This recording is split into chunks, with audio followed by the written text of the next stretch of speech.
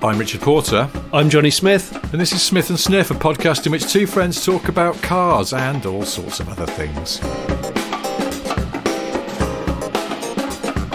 Do you know what? I realised there's a guy who does a lot of auto electrician work for me who's lovely, and I'm not going to tell you his name, but he's in my phone as the non-stop talker, and he's really lovely. But I remembered that although his electrician skills in cars are unrivaled, he is brilliant and very logical. He adds the term "on that side of things" to the end of every sentence. and after about half an hour, it gets to the point where I have to go away and have a walk on my own. So if you say "on that side of things" again.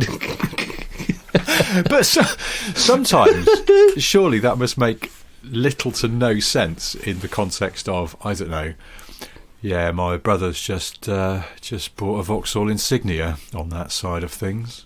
Yeah, no, but that's exactly what happens. On that side of the family. Yes, you can manipulate it however way you like. It still sort of works. Yeah, I've just been walking down the canal, not on the north bank, you know, the other bank with the Rising Sun pub on it. That's where I went, on that side of things. Yeah, sometimes it makes perfect sense. Yeah, so I've got a customer's MOT and the aircon needs replacing, so I've got to do that this afternoon on that side of things. And you go, well, ordinarily you would go, that doesn't work, but it seems to conversationally work. Yeah. On that side of things, yeah. So very anyway, sorry to hear about the passing of your grandmother on that side of things.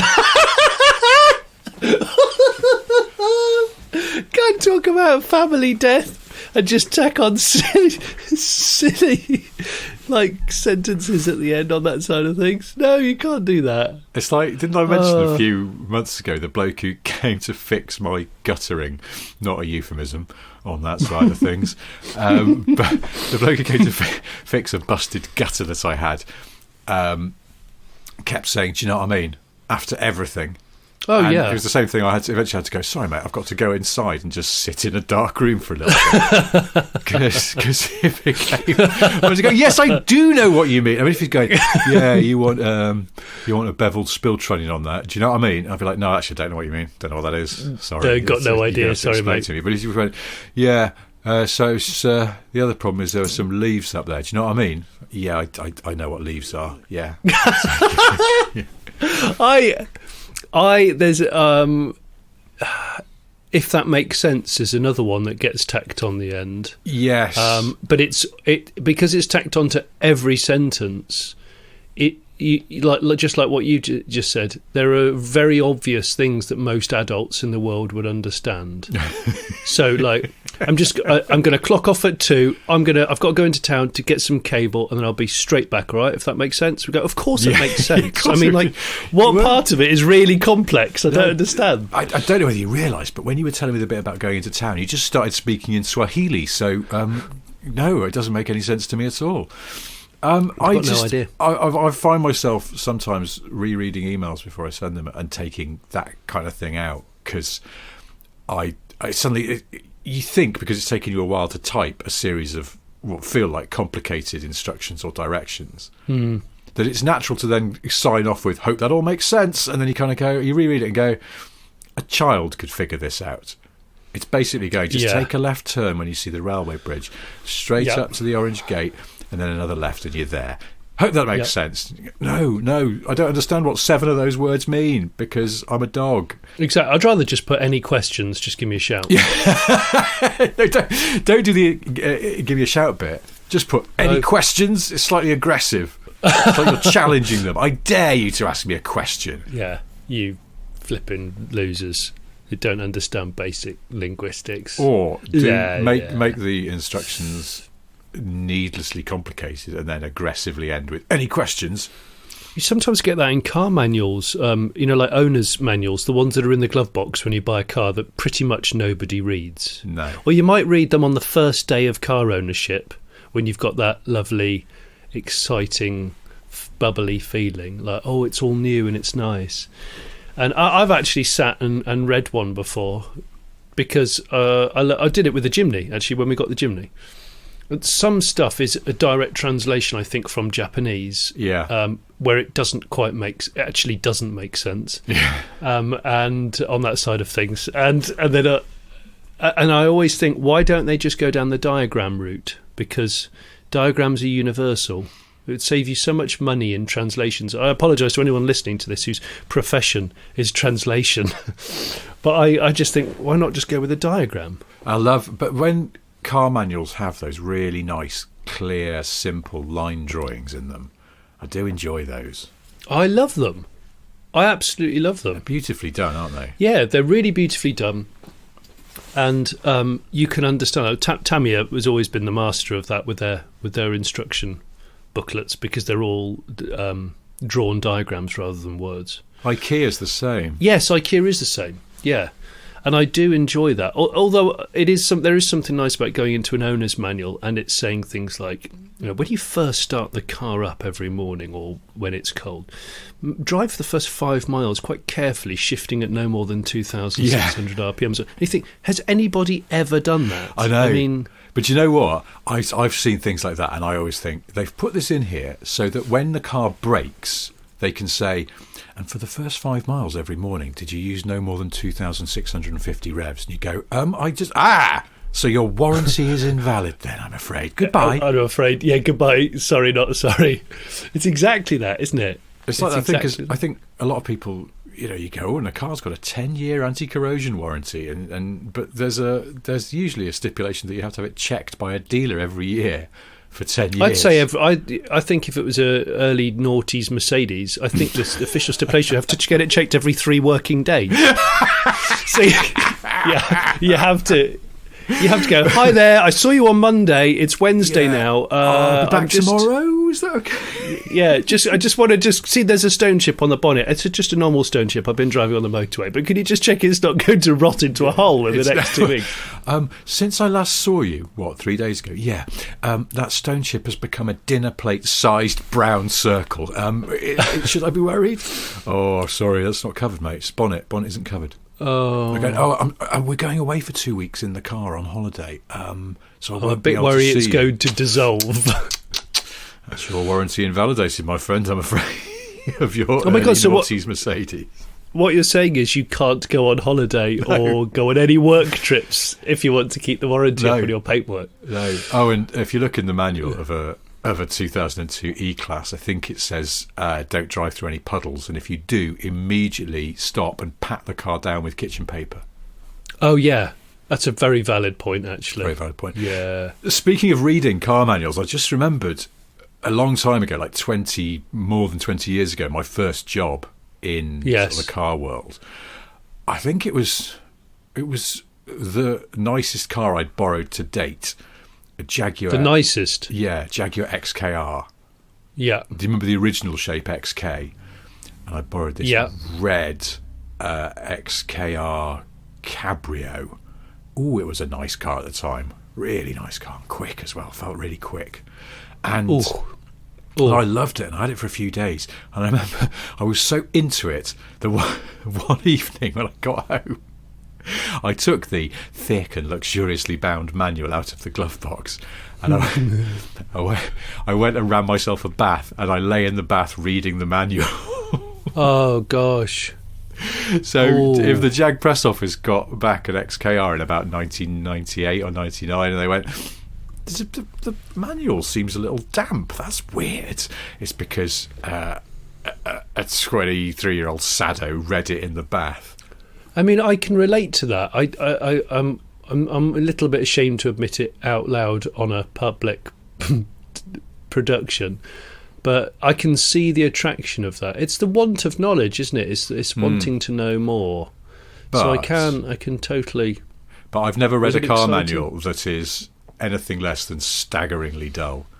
You always hope there's something in there that's fascinating or unusual or interesting, and there sort of just isn't. Were you single at the time, Rich? I've got to ask. Yes, I was. Yes, I was. Okay. I don't know why you had to ask that. Well, I just feel like I ought to have done it on that side of things. Yeah. on that side. Do you know what I mean? Yeah, I had to dig out the manual for my Range Rover the other day because, or when I first got it, because I couldn't figure out how to pair my phone to it.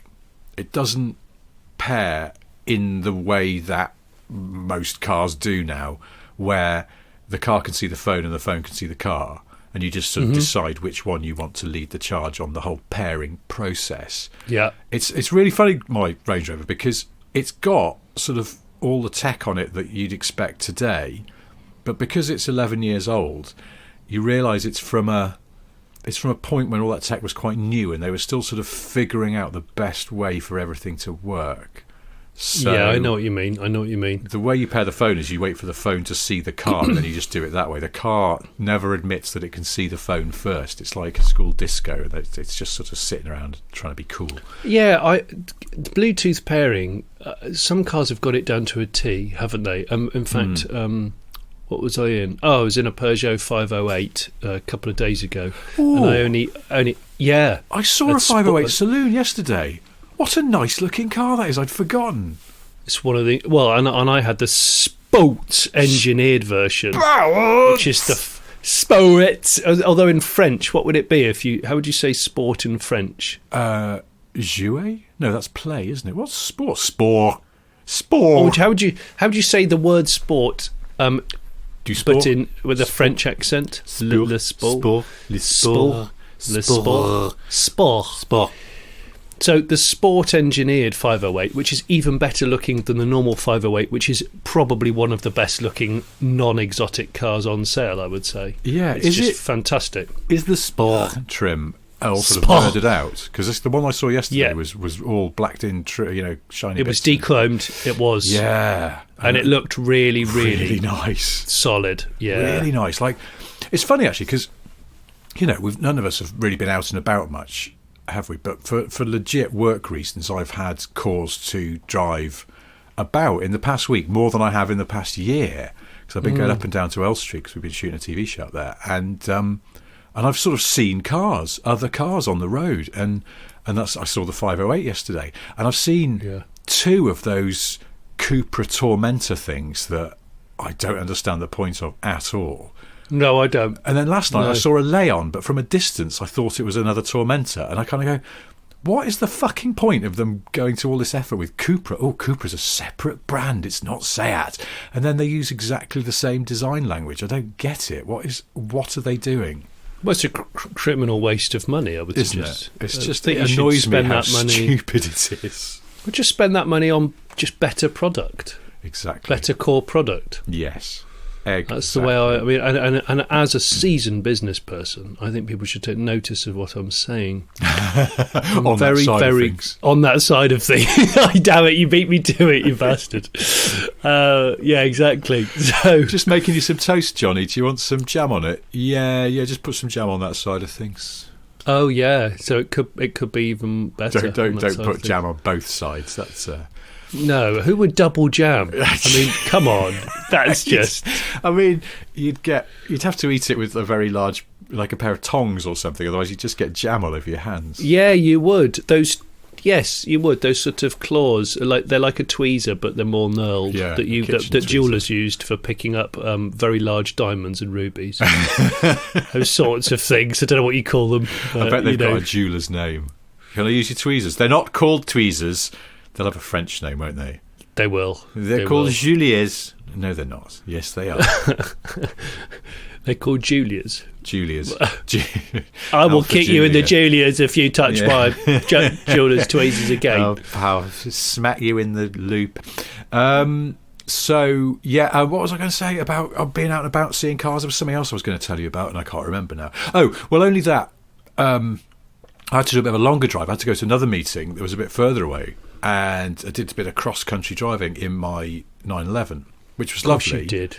And lovely car. And it sort of reminded me, it's a nice car, and it's just, it's good. Sweet car. But a couple of nights before that, I don't really drink in the week, but it was it would have been the weekend, actually. It was last weekend. Have you started drinking again? Oh, yeah. I'm having a drink now and then, but, you know, just sort of trying to be... My wife's got a new policy. My wife's never sort of fully reined it in, but she doesn't, you know, she might have a gin and tonic or two of an evening, but she was like, yeah, I probably should drink a bit less, but I've got a new policy now. Summer's here. My new thing is not drinking indoors. And it's just like, you're just going to sit in the garden all night then, aren't you?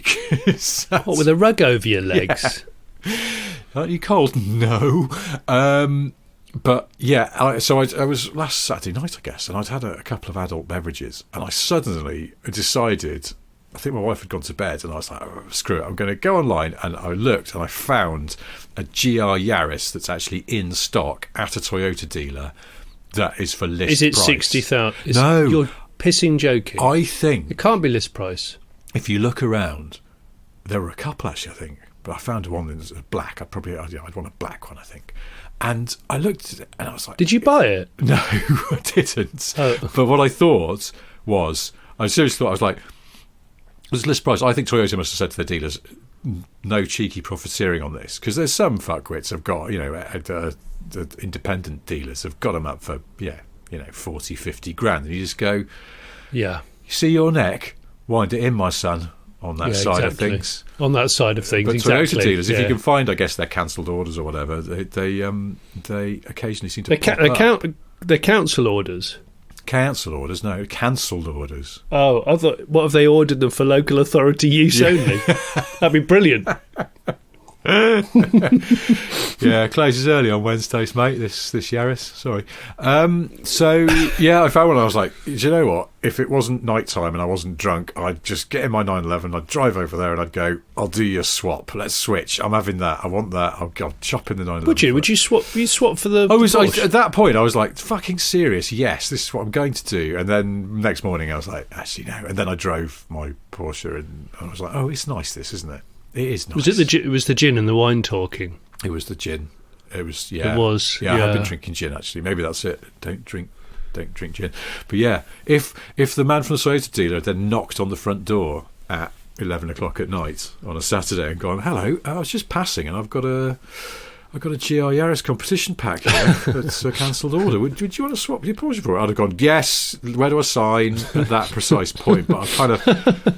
I've you don't even leave the house, though. You just hang the keys out the window. You go, I'm not coming out to it. Can you just put the keys through the door? I haven't got any shoes on. I'll just throw everything out. Yeah, I don't know, but it's still living in the back of my head a little bit. Would I? The thing is, my wife would kill me because she loves that car. She loves the 911.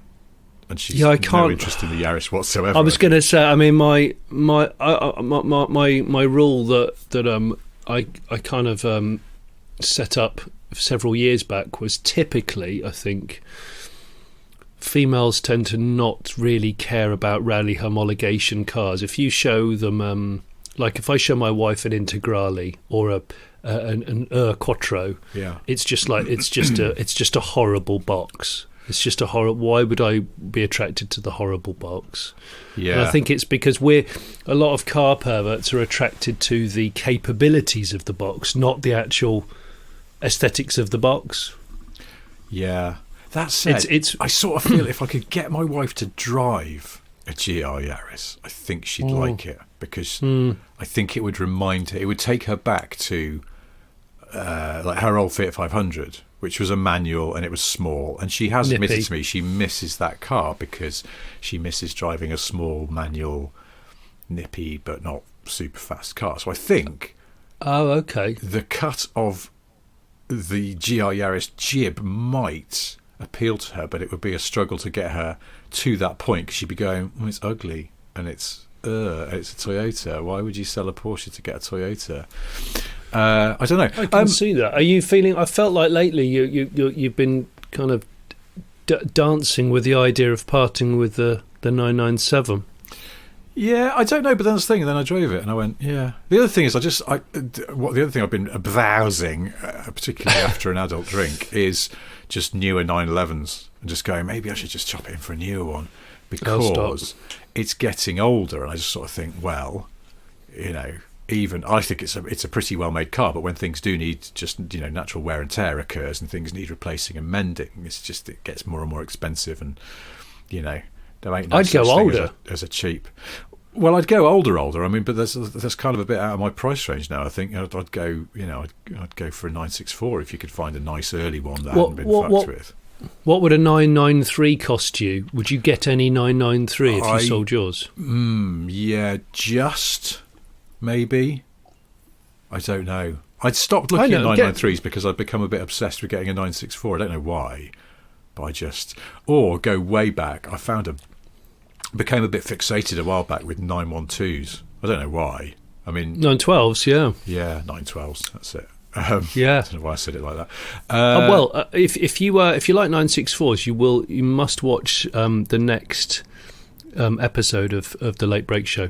There's I do an episode with a guy with this little sort of. It's not a collection of cars. I suppose it's like his garage. What's in his garage, and he has a very, very, in fact, one of the nicest looking 964s I've seen.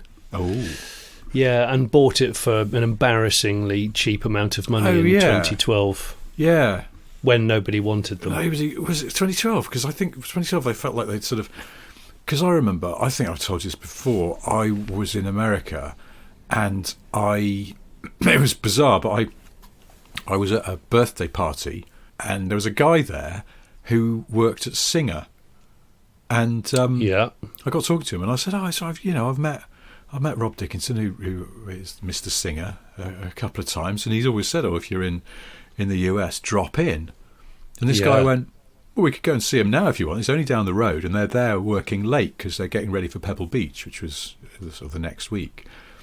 And so we jumped in. He had a 964 Targa, like a really nice ratty one, and we jumped in that and we drove down to the Singer place, and they were all there, and we saw them prepping their show cars for Pebble Beach, and had a beer, and it was very weird because I went with my wife's brother, and Rob from Singer refused to believe that my wife's brother wasn't someone famous, but he couldn't place who, and it really freaks my brother-in-law out. Really? Yeah, because he turned to me, I went, this is Jeremy, this is my brother-in-law, and he went, all right, do I know you? He went, no, I don't think so. Okay. And then we carried on. He showed us around some cars. Then he went, what are you? I know you. You're famous. Jeremy went, no, I'm not. No, I work in IT. Okay. This was Robert's. I can't imagine Singer Rob actually doing that. Yeah, like in a really friendly way. But it was like I think he thought I was taking the piss, and I brought like a crudely disguised Brad Pitt down to look round, and I was pranking him. I don't know. It was really odd. But yeah, then as we were leaving, he went, "Are you sure you're not famous?" And Jeremy went, "No, I promise you, I'm really not." But it was all a bit. Are you sure you're not famous? So the reason I bring this up is because that was around 20. That would have been about 2012, I think. And well, that was the start of it, wasn't it? Really? And I went home, or went back to the house we were staying in that night, and started looking up. I was like, right, when we get back to the UK, I'm going to go and buy a 964, because those obviously 964s are what Singers are based on. Yeah. And I looked them up, thinking they'd be $7,000, because no one wants a 964, and they'd already started the climb. They were more than I thought. Although, thinking back, they were probably much less than they are now. I mean, they would have been about 10. No, I think they were sort of 30, maybe. I don't know. I'm trying to think back. See, I'd want a really early 964 with the flat mirrors and those flat-faced Design 90 wheels, as they call them. Oh, Design 90s, yeah, very good 90s. For mirror polishing. Very I just think they look great as they were launched, and I don't so much care for the later. And what a lot of people do is put the later sort of aero look mirrors on early cars and put all manner of horrible wheels on them and clear indicators and stuff. And I want to be a purist and have a properly unfucked with. Of course, if you wanted to go for the super pure, very early 964, you just get a Beetle. No, I'm not going to do that. Oh, okay. Is that like, in the words of Meatloaf, I'd do anything for love, but I definitely won't do that. Yeah, I just won't do that. I won't stoop there. I've just gone on Car and Classics. I was going to look at 964s while we're talking, and the first thing that comes up in one of their live auctions is a 1968 Beetle semi-automatic. I remember them. They did do the semi-auto, rarity, isn't it? Yeah, it's rare, but nobody cares. Unfortunately, I bet they're shite, aren't they? Even bit slushy. I think as I get older, I find Beetles less abhorrent. Like I'm looking at this Beetle and going, "That's quite a sweet car. It's got very dished wheels on it." I don't know whether those are factory. Well, are they? Come this year. Come and drive mine. I will. It might be incredibly anticlimactic. You've got to have to bear in mind that the dampers are probably 30 years old. But yeah, I think there's definitely but I find as I get a bit older, my sort of my vision is a little bit broader on the car and general vehicle appreciation. But I never really cared much about pre-war stuff, and I'm getting more appreciative of that, mostly because my brother's spreading his propaganda. But but there's also that like I chat with our elderly neighbours, and they reminisce about cars that they bought brand new in whenever, and you think, oh yeah, that's quite cool. And I know you, because you've written your books, you definitely know that sometimes a car can be appealing on one single merit that it possesses, and that can be it's got a very interesting locking mechanism, or it's got a very interesting way that the seats fold down, or there's an incredible upholstery pattern which no other car ever had, and you just go, I bloody love it, just because like the Renault 5s, the was it the Gordinis that had those beautiful like chunky corduroy flame red seats? What was it? Yes, I know what you mean, and I can't remember which. Was it the Gordinis? Maybe, but yeah, corduroy seats. I know what you mean. They were very. It's like an elephant cord. Yeah, and just because sometimes the car in its entirety is average at best, but there's just one thing that just completely turns you on. And the Beetle is of course flawed, but it's a bloody well put together car. Even mine that's like ratty and been sat for many years in sheds. It's still quite a substantial little thing. It's an egg. It's a little, slightly Nazi egg. That's what it is. Well, you know what? You still get people commenting, going, bloody awful Volkswagens. They should have changed their name because they've still got Nazi connotations. It's like, it hasn't really. I mean, yes, it was developed in the 30s, and yeah, I know Adolf probably helped it along slightly and gave it the green light, but it doesn't mean to say it's the car of Nazism, is it? I think that's a bit strong. Coming up later in session, slightly Nazi egg. Yeah, but also nobody shouts about really efficient motorways being Nazi. Nazi not going on the autobahn. It's too Nazi. Well, it's true, though, isn't it? Yeah. I'm browsing through 964s. Not many out there of just ordinary 964s in the UK. There's one here for sale in the northeast. I think this has been up for a while actually, and it's an example of what I'm talking about, where people just fuck with them. It's got some 5-spoke wheels off a later model that don't look very good.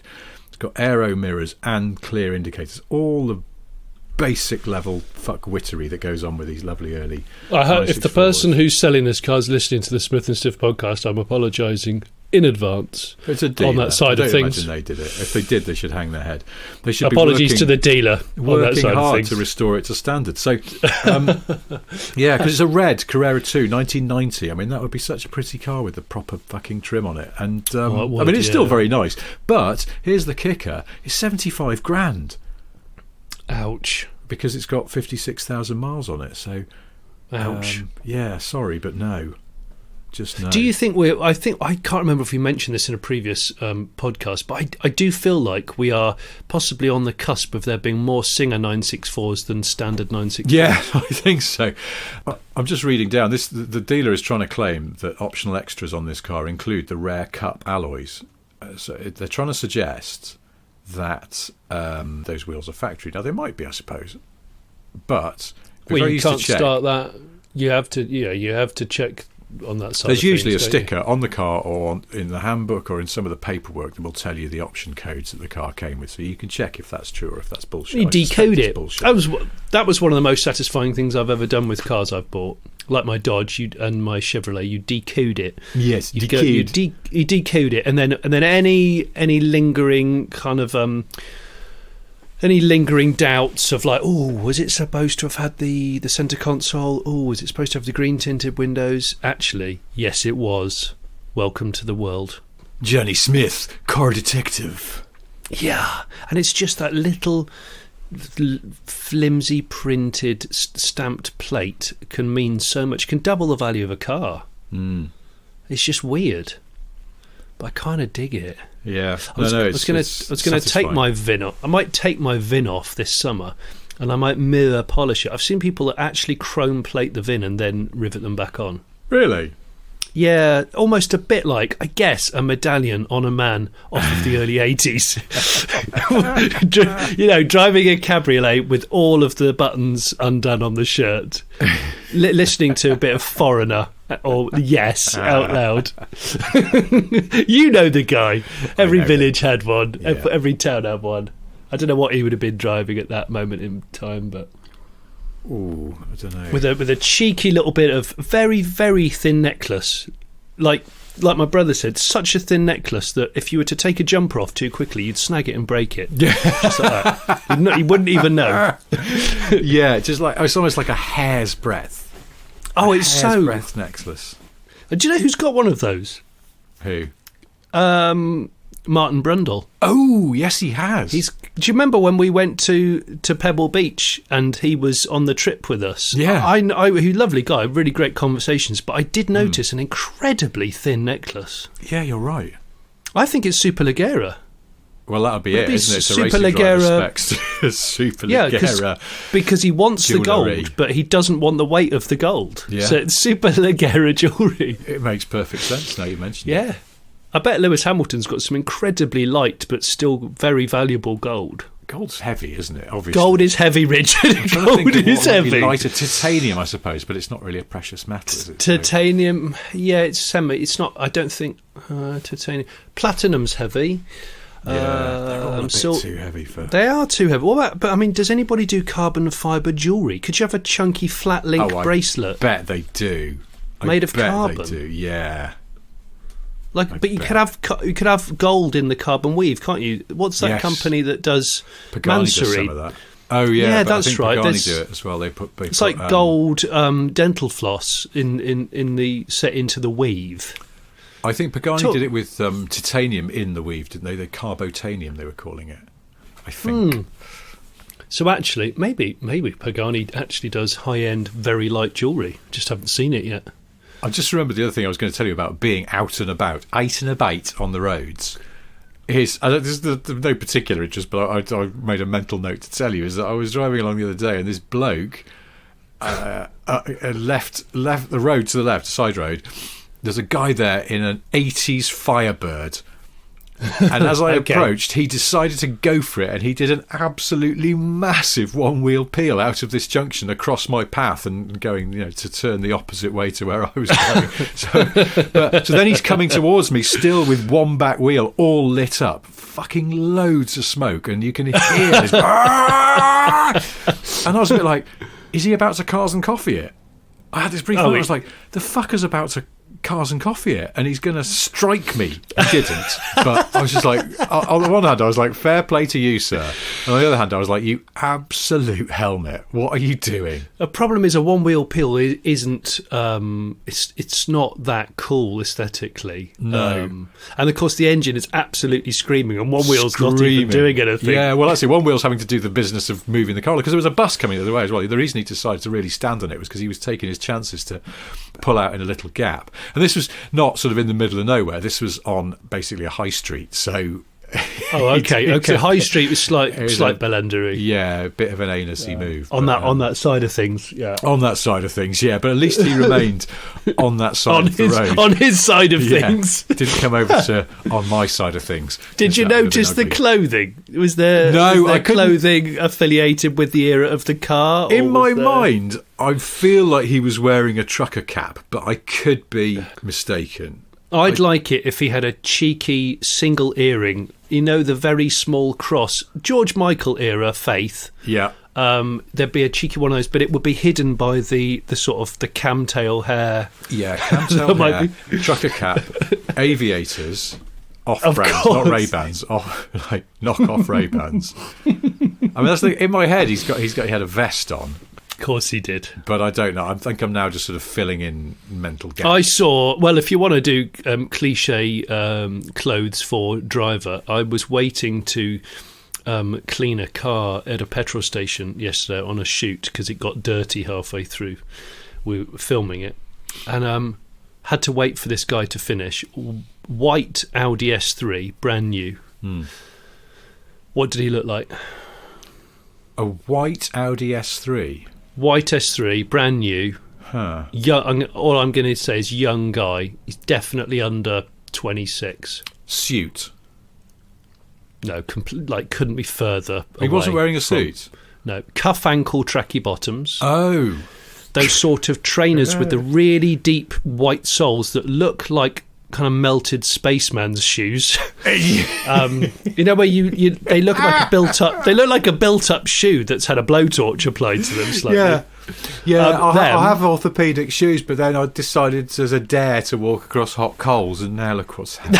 That's exactly so. Them on that side of things, he had a white vest on, and it was. Don't get me wrong, it was warm yesterday, but it wasn't that warm, I don't think. No. But coupled with the fact that he didn't have the physique for the vest, like it would be like me wearing the vest. You just look at me and go, "What are you thinking?" And then the kind of the Peaky Blinder hair. So grade zero at the side. Yeah. So sort of B-side boy band in a way. And he was power lancing around his Audi S3. Okay. Yeah, no, I get it now. I went suit because I was like, that's sort of estate agent territory, I think. I think that done the good estate agent. S-line hatchback and RS line hatchback Audis they're the new TikTok-y chav thing. Yeah, no, you're right. There was a surprisingly young lad around here. I haven't seen him for a while, but then I've probably been out and about so much. But he had an S3 Saloon, which is a nice-looking car, I think. Yeah. But he always used to have it in Sport. Because he'd had it full, whip crack on the gear changes and fruity exhaust all the time, and he used to drive like an absolute flute everywhere.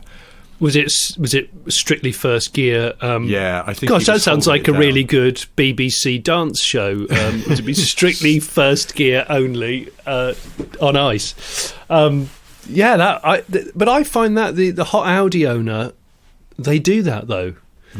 They drive everywhere in first and second to get the pop bang map really crackling. And because it's one of those cars, because of the Quattro, it does grip really well, and it will hang on even if you've got no talent. You probably haven't got two hands on the wheel. Yeah, but you're on. You got your phone on your lap. You got TikTok on. Yeah, but that's the thing. I always used to see this knobhead in an SC saloon. He'd be going past the local park where all the kids are playing, and I just go, don't fucking do that when there's children walking down the street, because I don't trust you to have complete control of that car for the reasons you say. He's busy making a TikTok video, and he's holding it in first on the paddles. Yes. So it's like a racehorse behind the gate, isn't it? Someone's whipping the racehorse's ass and the gate's still unlocked. It's unlocked. Yeah. I do feel it's a bit like that. Yeah. I mean, I'm sorry if that's being a little bit prejudiced. I don't know. But that's what this podcast sometimes is for, isn't it? It's our podcast. Air petty grievances. And if we want to be a little bit prejudiced on that side of things, we will. Yeah. Do you know what I mean? Yeah. I was in two minds about whether to bring this up, but have you seen this whole thing that was kicking off last week about Volkswagen? Yes. I mean, I didn't. It came out in the morning, and I didn't see it until towards the end of the day. But I had a quick scroll through, and I immediately called bullshit on it. Yeah. But of course, the more it went on, and the more people. It really divided people. Like people who are solo EV, the only pro electric cars. They really embraced it. Oh, really? And although I am pro electric car, I still said, come on, you're not changing the name of your company because of that, because they're still going to sell piston cars for a good while. Yeah. So I call BS on it. If it was a subdivision, I could sort of understand that. Because don't get me wrong, I'm not enamoured by the ID name moniker. It's not the greatest, is it? No. Everyone got very raggy, though, I thought, on social media. People, initially, they're going, oh, it's ridiculous, I can't believe they're doing this. And I was thinking, I don't think they are. This feels like it's all, And here we are talking about it, so tick, job done. But then it sort of came out that it was supposedly an April Fool's gag released early and all sorts of things. I don't even know if that's true. I think that it's maybe it was all carefully engineered because, again, everybody was talking about it. And the one thing they want to do is just raise awareness. Bear in mind, this supposedly came from Volkswagen of the US. It wasn't a global thing or from Germany. This was just the US branch office getting a bit giddy because they want Americans to know that they are now selling electric cars. And it's like, well, they've kind of done that because I think there's so much hubris that probably people who aren't into cars might vaguely have heard something, and they'll have heard, what, are they changing them to Volkswagen? Why? Oh, because they make electric cars. Penny drops, job done. So I think we've all been played to some extent. It's just that it slightly backfired because everybody got a bit narky, but that's car nuts getting narky, and they're not normal people. They're not normal. And also, I wasn't offended by it. I just didn't believe it. No, it's just dicking around. I was offended by what BMW's PR efforts of the last couple of months. I think that's more offensive by almost dismissing older customers. Yeah, and your own previous models. Yeah, it just seemed very odd. I was reminded of that yesterday because that thing Lee Iacocca, I think, once said, probably around the time he kind of spearheaded the Mustang, the original Mustang. Yeah, he said you can sell a young person's car to an old person, but not the other way around, which is why they sort of pursue youthful ideas. But the truth is that young people don't have any money. It's that Bernie Ecclestone thing about why isn't Formula One doing more on social media and all that sort of stuff. And he went because young people don't buy Rolexes, and that's kind of changed a bit because I think there's a sort of cuff ankle tracky bottom Audi S3. Yeah. Well, I mean, that's all because borrowing's cheap, isn't it? Surely that's just because interest rates are so low and have been for so long now that borrowing money is incredibly cheap. If you can keep the monthly payments up, you can have an Audi S3. Absolutely. And that's commonplace. I think there's a big difference between having a thing and owning a thing, isn't there? Yeah. And I don't want to sound like an old git, but there's a lot of people out there that don't own a thing. No, I mean that's the thing. I mean you can finance a flash watch and all sorts, can't you? You don't. Do you a flesh watch? A flesh watch. Just drawing a watch on your wrist with a marker pen. Yeah, it's still right twice a day. On that side of things, yeah. You're gonna. I want you to say this to your wife for the rest of the week. I know. Just keep popping in.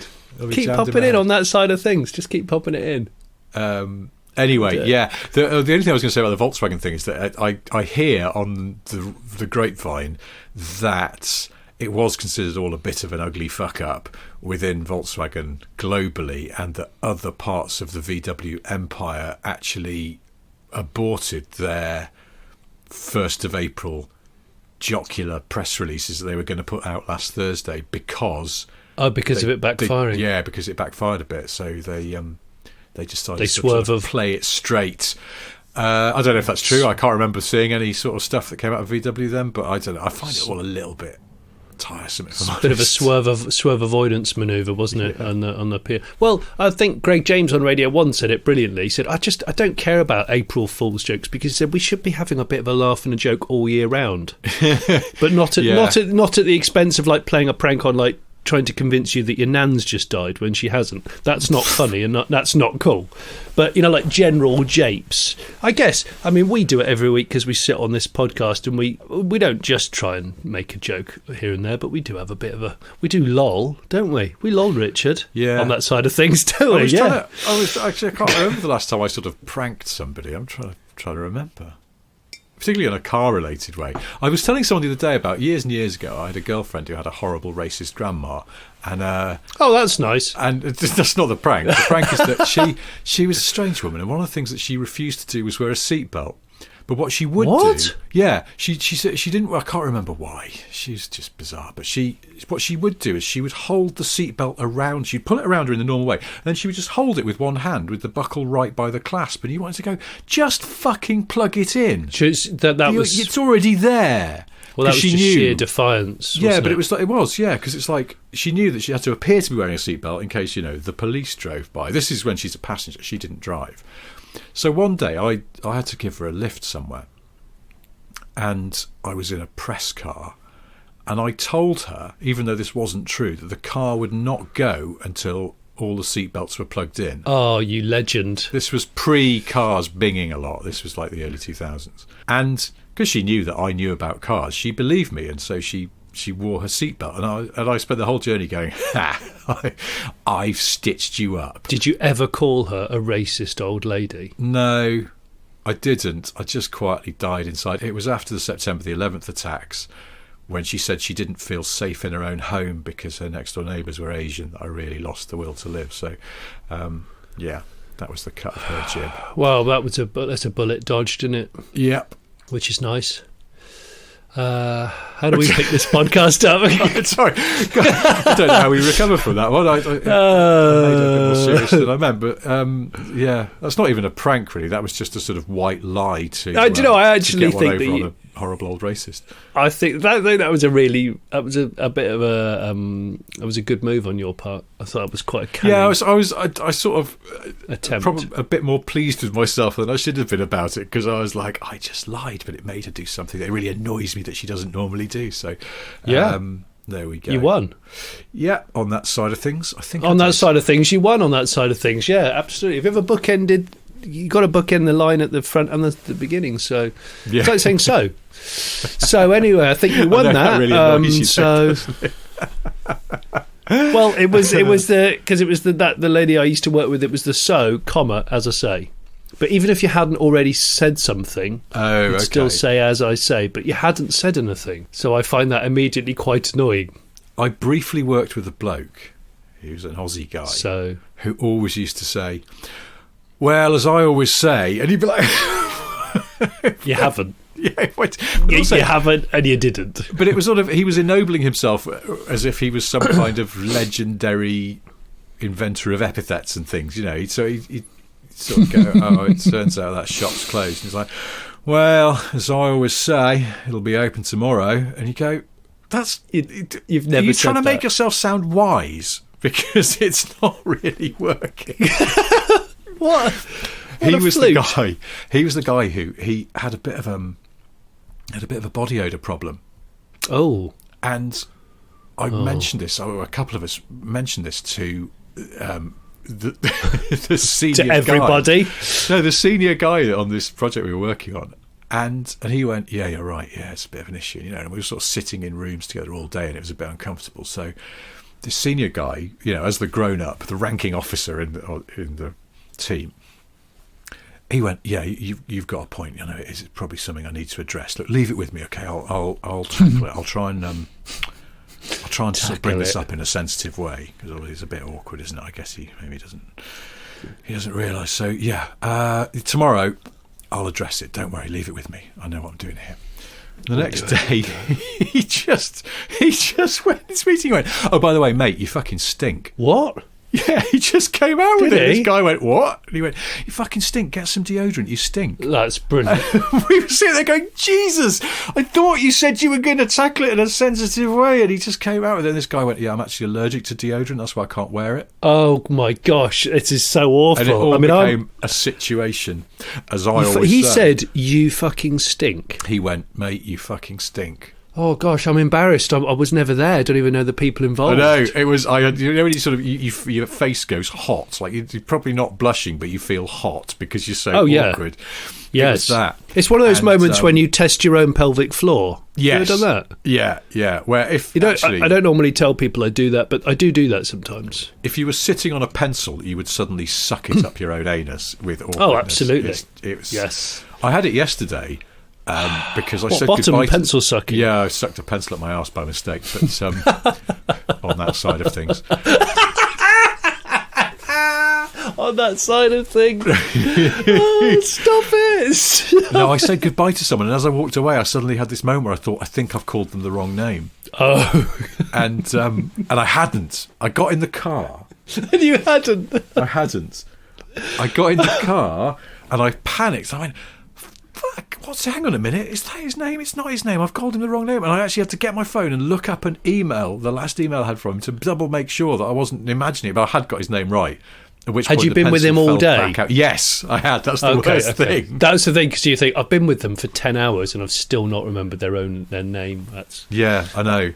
And I suppose it's the first time I'd met him, you see, so it's kind of, that's where the name... And last week, again, same thing, but I did, thankfully, inaudibly call someone... I called her Lucy, and her name's not Lucy, but in my head she looks like a Lucy, so... Oh. But thank Christ, I think it was She inaudible. looks like a Lucy. She just looks like a Lucy. I don't know why. She looks like a Lucy. That's not an insult. She perfectly... It sounds like an Aerosmith song. She looks like a Lucy! Looks like a Lucy. In fact, I need to say a big congratulations to my oldest friend, Party Boy, who's just become a dad again, and his daughter's called Lucy. So it just reminded me. I want to say hi, Ed. Hope all's going well, and you make me laugh every time I see you or hear from you. It's brilliant. He's such a cool guy. And I don't know, that was it really. He's still got 2 Daihatsu Charades. He's the only person I know that has 2 first-generation Daihatsu Charades. First generation? Yeah, there's apparently there's 3 in the United Kingdom left, and he has 2 of them. Crikey. Yeah. One of them's in a very bad way, but it's extremely early. And the other one is an auto, so less desirable, but it's in very good condition. So he's trying to work out. He's trying to put one in with Singer as we speak. They're having none of it. When will they broaden their palette to? I don't know. They've got to do it more because interesting cars. I'm going to bang on the door every few weeks. Just say, "Come on, I've got old Rancho waiting." Yeah, come on, Rob. Oh, by the way, Rob, my brother's famous. Can you do this Rancho? Yeah. That's what we should do. We should use that as a calling card. Go back card. with my brother-in-law and go, actually, yeah, he is famous. What does he do? Work it out, Rob. I'll tell you when you finish the Rancho, all right? Yeah. Have you ever used PayPal? And he'll go, yeah. Go, well, it's nothing to do with him, but yeah. He's done something similar. That was just a clue. Yeah, really weird him out. Have you ever used Blue Tack? Yeah, me too. Right, how's the Rancho coming out? Do you know what I always wanted was the most recent Charade before Daihatsu shut up shop here. You know, the really sort of boxy, it's like a big wedge shape. Did they still call it the Charade? Yeah.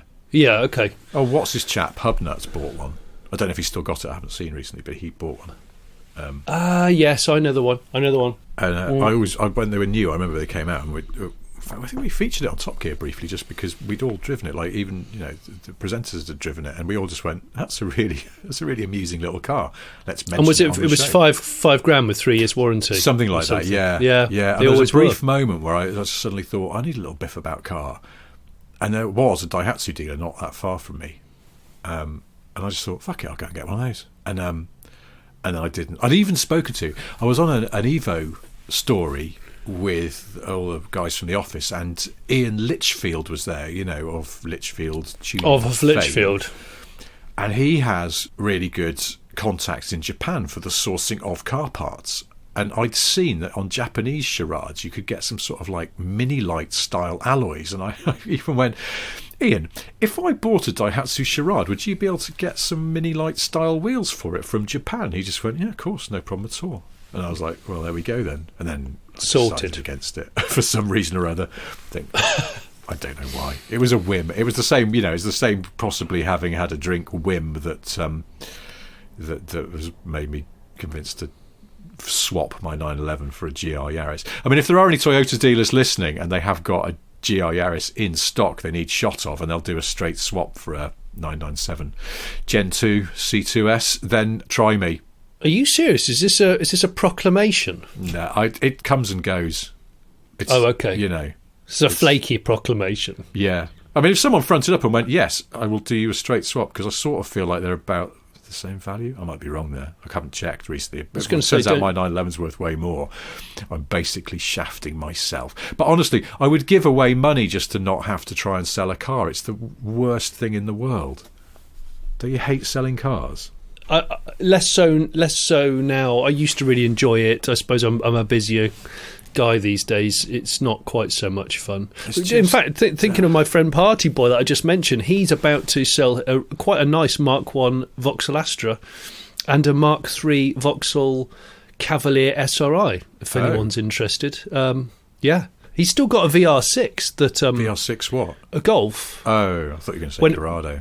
No, not Corrado. He's keeping it real. 3-door Golf, and one of my other mates bought that when it was like a year old. Oh, huh. He started to do well in the world and bought himself a nice red VR6. And Ed bought it off him. He was going to trade it in for a Touran, and we just said you can't do that because they offered about 12p for it. And Ed said, "No, I'll have that off you." But. I do like selling cars, and I don't. But I've got to sell an enormous amount of car parts over the next 6 or 7 weeks, and I'm wondering whether or not you and I should do an auto jumble, if they're happening. So if if you was to come up, and I'll borrow a van from a manufacturer, and we'll fill a van, and I'll put labels on everything, and I'll pack you a lunchbox and a big thermos of some decent filter coffee. We can sit in a field and laugh at people, and they can laugh at us. I think that's the general auto jumble vibe. Yeah, and anything you don't shift, we can just go fly tipping on the way home. I'm joking. I know. We both hate fly tipping. Fly tipping's the worst. Yeah, it is the worst. It's just the big worst. scale littering, isn't it? I mean, it's absolutely unconscionable on that side of things. On that side of things, we should probably wrap up the podcast. We probably should. I was going to say, if you are interested in any of Johnny's mates, Party Boys cars that might be for sale, or you want to offer me a GR Yaris in return for a Porsche 911, then email smithandsniff@gmail.com. We do love hearing from you. Also, the other thing is, I really love some of the emails we get, because people send us funny stories, and they genuinely really make me laugh, and I always want to read them out, but then we always get distracted talking shite, so we will at some point get around to that, I promise. So do please keep emailing in. In the meantime, I have 3 things to tell you. They are: 1, Johnny has a solo YouTube channel called The Late Break Show with many excellent videos upon it. 2, I've got various books out. One of them is called Steel Flies by Roy Lanchester, which is a spoof Cold War thriller. It's available exclusively on Amazon. And 3, chart-topping pop act from the 90s, Dr. Alban is a fully qualified dentist. Really? Yes. Because genuinely, he used to be a dentist. That's long been... What do you mean he used to be? He quit dentistry in order to do that one hit. His backstory is quite interesting. I can't remember where he was born, but he moved to Sweden.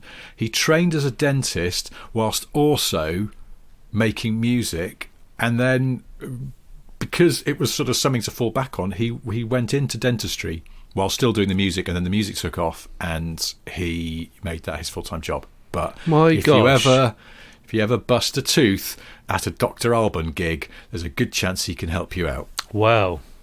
If he's still gigging. I don't know if he is, but anyway, there we go. It's his life. It's his life. It's his life. Lower 4th and 5th missing, and sorry, got distracted there. Force of habit. Yeah, it's my life.